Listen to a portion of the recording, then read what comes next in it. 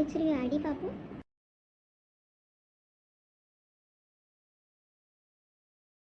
அப்பா, ஏன் குட்டி அவனை அடிக்கிற? அடிக்காத. நம்ம வாயை வச்சு சும்மா இருக்காம நக்கல் பண்ணிட்டு இருக்கான். நானே ஸ்கூலுக்கு லேட் ஆச்சுன்னு சொல்லிட்டு இருக்கேன். இப்படிலாம் உங்களை விட்டோம்னா அவ்வளோதான். சரி, நான் ஒரு குட்டி கதை சொல்லட்டுமா? கதையா? சொல்லுங்கப்பா. பார்த்தீங்கப்பா, எல்லாம் ஆக்டிங். நான் கதைன்னு ஒன்று இப்படி இழுச்சிட்டு கேட்காம பாருங்க. அதெல்லாம் இருக்கட்டும், இப்போ கதைக்கு போவோமா?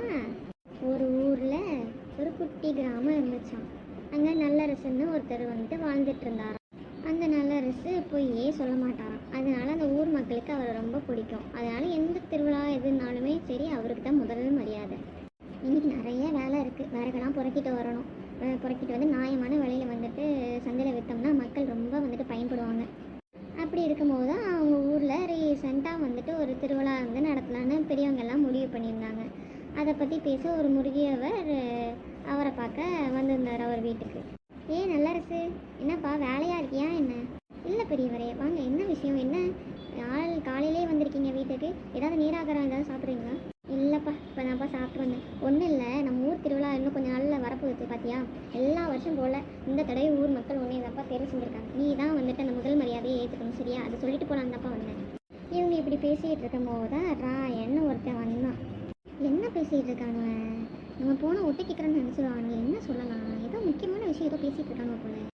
நல்லரசு, வாங்க ராயன் வாங்க. ஏதோ ரொம்ப முக்கியமான விஷயத்தை பற்றி ஏதோ பேசிகிட்டு இருக்கீங்க போல. என்னாச்சு? இல்லை, நம்ம கோயில் திருவிழாவை பற்றி முதியவர் வந்துட்டு சொல்ல வந்திருந்தாரு.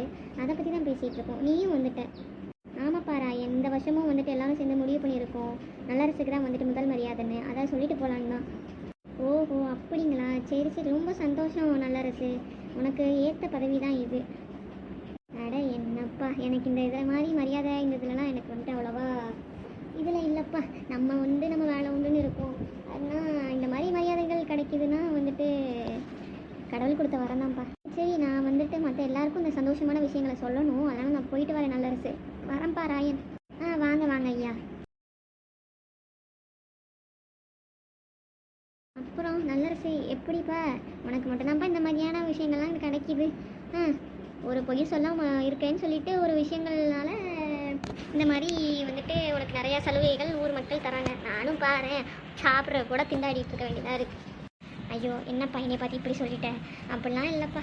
சரி, நான் காய்கறி வாங்க வந்தால் நீங்கள் பேசிட்டு கேட்டது நான் அப்படியே இருந்துட்டேன். சரி, நான் மார்க்கெட் வரைக்கும் போகணும், போயிட்டு வரேன்.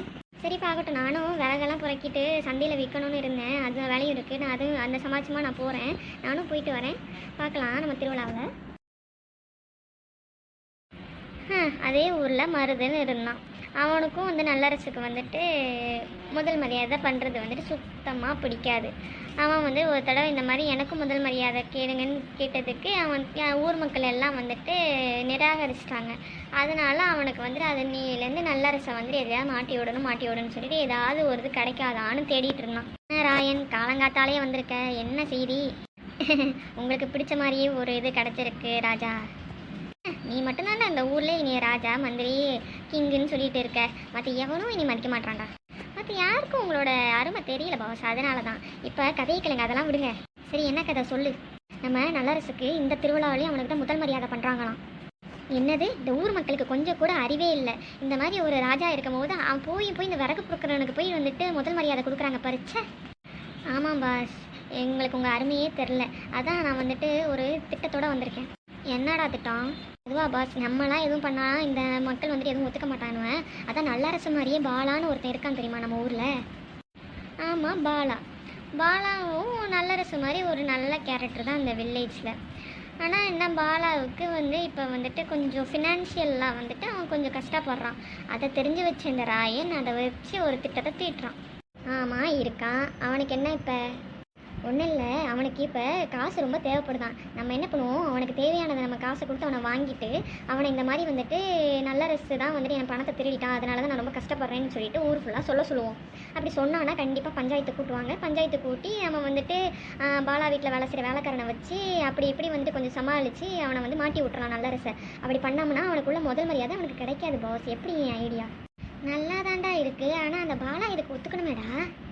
எப்படி பாஸ், பணத்தை பார்த்தா போனமும் வாயை திறக்கும். பாலா வாயை திறக்க மாட்டானா நம்மளுக்கு? அதுவும் சரிதான். ஆனால் அவ்வளோ பெரிய காசுக்கு நம்ம எங்கடா போவோம்? என்ன பாஸ் இப்படி சொல்லிட்டீங்க? நீங்கள் போன வாரம் தானே வந்துட்டு ஒரு தங்க நெக்லஸ் வந்துட்டு வாங்கினீங்கன்னு நான் கேள்விப்பட்டேன். அதை வித்துடலாம். நான் தங்க நெக்லஸ் வாங்கினது உனக்கு எப்படா தெரியும்? இந்த ஊரில் எந்த மூலை முடுக்கில் எது நடந்தாலும் உனக்கு தெரிஞ்சிடும் போல. அப்படிதான் பாஸ். ஆனால் நீ புகழாதீங்க. சரி வாங்க, நேரமாக போய் அதை விற்றுட்டு அந்த பணத்தை பாலாக்கிட்ட கொடுத்துட்டு நல்லரசை மாட்டி விடலாம். வா போகலாம். நெக்லஸே போனாலும் பரவாயில்லடா, எனக்கு அந்த முதல் மரியாதை தான்டா வேணும். சோமுக்கண்ணா, நான் வந்துட்டு விறகு விற்க மார்க்கெட் வரைக்கும் போகிறேன். அந்த ஆடு மாடுங்களை மட்டும் கொஞ்சம் பத்திரமா பார்த்துக்கம்மா. சரிப்பா, பார்த்துக்கிறேன்ப்பா. சோமு தான் வந்துட்டு நல்லரசோட பையன். அப்பாவை போல் பையனும் வந்துட்டு எல்லா விஷயத்துலையும் கரெக்டாக இருப்பான், பொய்யும் சொல்ல மாட்டான். அப்படி இருக்கும் போது தான் அவன் வந்துட்டு பக்கத்து வீட்டில் வந்துட்டு ஏதோ சத்தம் கேட்குதுன்னு கேட்டுட்டு இருக்கும்போது இந்த ராயனும் மருதும் பேசுகிறத அவன் கேட்டுட்டான். எங்கள் அப்பாவுக்கு எதிராக நீங்கள் சதித்திட்டம் தீட்டுறீங்க, அவங்களுக்கு ஒரு பாடம் கற்றுக் கொடுக்குறேன். இப்படி அவன் வந்துட்டு அவனும் ஒரு பிளான் தீட்டுறான். இவங்க வந்துட்டு இந்த மாதிரி வந்துட்டு யோசனை பண்ணிகிட்டு இருக்கும் போது நல்லரசோட பையன்ல அவனும் யோசிக்க மாட்டானா? பாலா, இவங்க எல்லாரும் சேர்ந்து பாலாங்கிறவரை பார்க்க போனார். பாலாவும் வந்துட்டு ஒரு நல்ல மனுஷன். அந்த மனுஷனுக்கு வந்துட்டு இதை தெரிஞ்சு வச்சுக்கிட்டு 2 பேரும் வந்து அவரை பார்க்க வந்திருக்காங்க. வாங்க ராயன், வாங்க மருது, ரொம்ப தூரத்துலேருந்து வந்திருக்கீங்க போல். ஏதாவது சாப்பிட்றீங்களா? அதெல்லாம் எதுவும் வேணாம்ப்பா பாலா, உன்னால் எங்களுக்கு ஒரு இது ஆகணும். உனக்கு வேறு ஏதோ பணம் நிறைய தேவைப்படுதுன்னு சொல்லி கேள்விப்பட்டோம். அதை பற்றி பேச தான் வந்திருக்கோம். ஒரு உதவி பண்ணலான்னா? என்ன ராயன் சொல்கிறீங்க? உங்களுக்கு எப்படி இதை பற்றி தெரியும்? இந்த ஊரில் எந்த விஷயமும் நடக்கிறது தெரியலனா தான் நீ ஆச்சரியப்படணும். எனக்கு தெரிஞ்சுக்கு நான் ஆச்சரியப்படுறியா நீ? ஆமால, தொடர்ந்து இந்த ஸ்டோரிகமான கதைகள் என்ன வந்துட்டு கமெண்ட் பாக்ஸில் வந்துட்டு பார்ட் 2 நம்ம சந்திப்போம். நல்லரசுக்கு என்னாச்சு, மருதோட திட்டமும் என்னாச்சு, பாலா அடுத்த கட்ட நடவடிக்கையாக என்ன பண்ணாங்கிறத பார்ட் 2 நாங்கள் கவர் பண்ணுறோம். இந்த கதை உங்களுக்கு பிடிச்சிருந்துச்சுன்னா லைக் பண்ணுங்கள், ஷேர் பண்ணுங்கள், கமெண்ட் பண்ணுங்கள் அண்ட் சப்ஸ்கிரைப் பண்ணுங்கள். அடுத்த பார்ட் உங்களுக்காக வெகு சீரியஸில் வந்துட்டு வரும்.